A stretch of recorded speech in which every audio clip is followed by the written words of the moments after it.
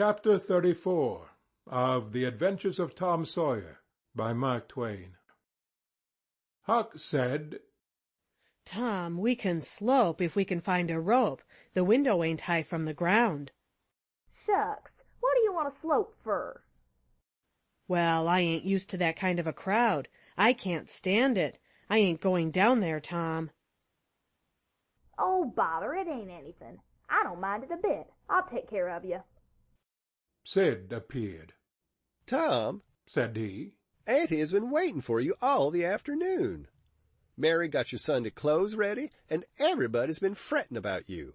Say, ain't this grease and clay on your clothes?" "Now, Mr. City, you just tend to your own business. What's all this blowout about anyway?" "It's one of the widow's parties that she's always having. This time it's for the Welshman and his sons on account of that scrape they helped her out of the other night. And say, I can tell you something, if you want to know." "Well, what?" "Why, old Mr. Jones is going to try to spring something on the people here tonight. But I overheard him tell Auntie today about it, as a secret. But I reckon it's not much of a secret now. Everybody knows, the widow too, for all she tries to let on she don't.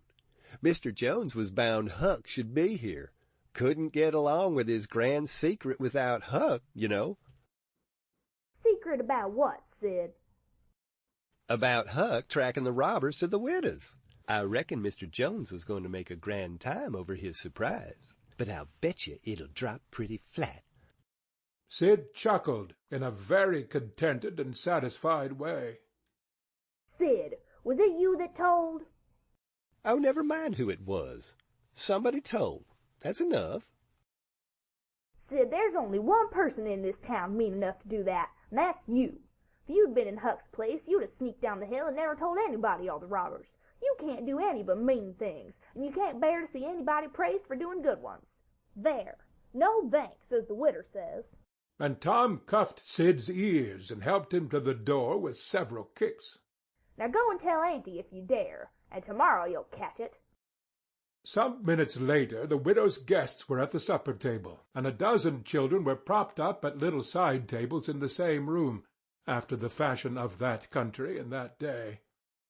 At the proper time Mr. Jones made his little speech, in which he thanked the widow for the honor she was doing himself and his sons, but said there was another person whose modesty, and so forth and so on.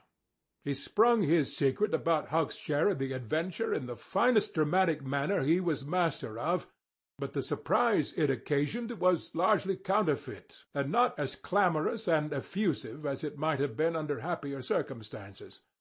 However, the widow made a pretty fair show of astonishment, and heaped so many compliments and so much gratitude upon Huck, that he almost forgot the nearly intolerable discomfort of his new clothes in the entirely intolerable discomfort of being set up as a target for everybody's gaze and everybody's laudations.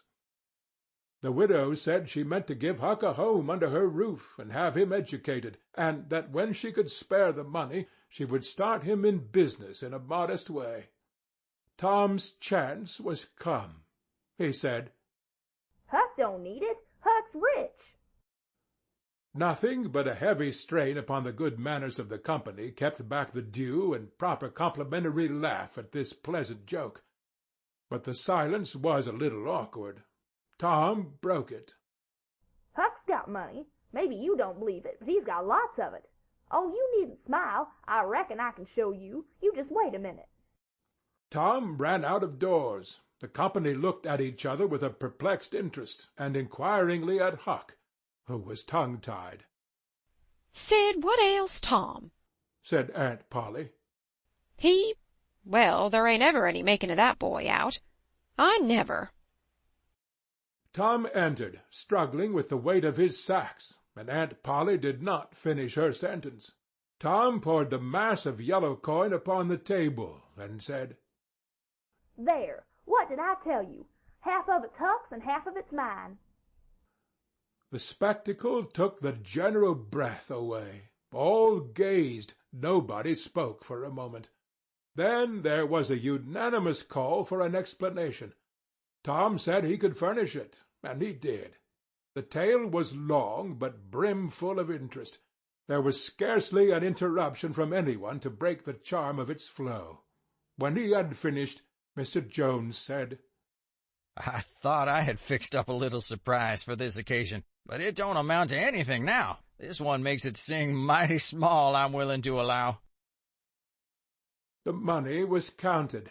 The sum amounted to a little over $12,000. It was more than any one present had ever seen at one time before, though several persons were there who were worth considerably more than that in property.